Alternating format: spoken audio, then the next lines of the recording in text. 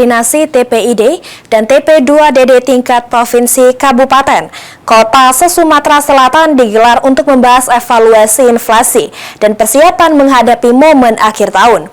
Bank Indonesia Sumatera Selatan bersama pemerintah Provinsi Sumatera Selatan menekankan pentingnya penguatan data agar kebijakan pengendalian harga lebih tepat sasaran.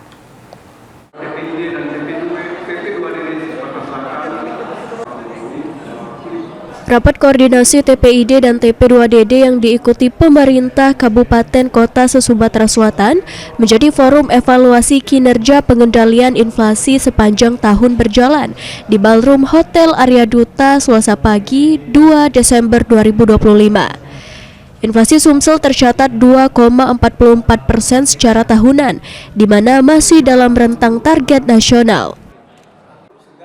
Kepala Perwakilan Bank Indonesia Sumatera Selatan Bambang Pramono menegaskan, penguatan basis data menjadi kunci untuk memetakan komoditas yang paling memicu fluktuasi harga. Ayam ras, cabai, bawang, serta emas menjadi komoditas yang terus dipantau karena memberikan kontribusi signifikan pada inflasi. Ditambahkan Bambang, menjelang Nataru pola kenaikan permintaan diprediksi kembali muncul. Karena itu kebijakan intervensi seperti operasi dasar diarahkan lebih presisi berdasarkan kebutuhan wilayah, komoditas dominan, dan segmen masyarakat yang paling rentan.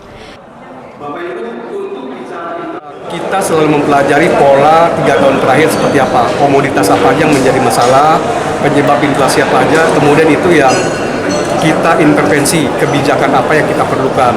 Biasanya kalau Nataru kita cenderung kepada kebijakan yang jangka pendek. Operasi pasar, pangan murah makin kita intensifkan, itu pun kita evaluasi di mana sebaiknya kita melakukan komoditas apa, supaya yang kita lakukan tepat komoditas, tepat penerima, dan tepat tempatnya juga.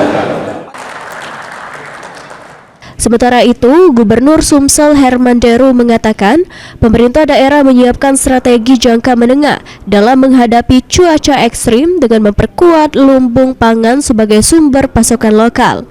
Dari sisi digitalisasi, capaian TP2DD Sumsel juga dievaluasi.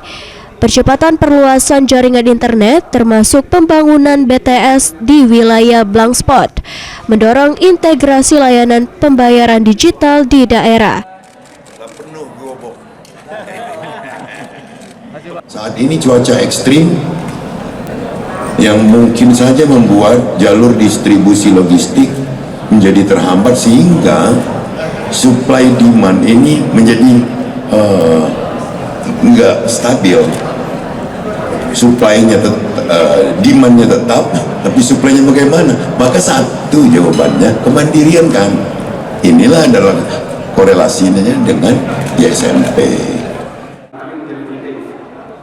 Dengan pemetaan data yang lebih akurat, intervensi harga dan penguatan pasokan pangan, Sumsel menargetkan stabilitas harga tetap terjaga di tengah dinamika permintaan masyarakat.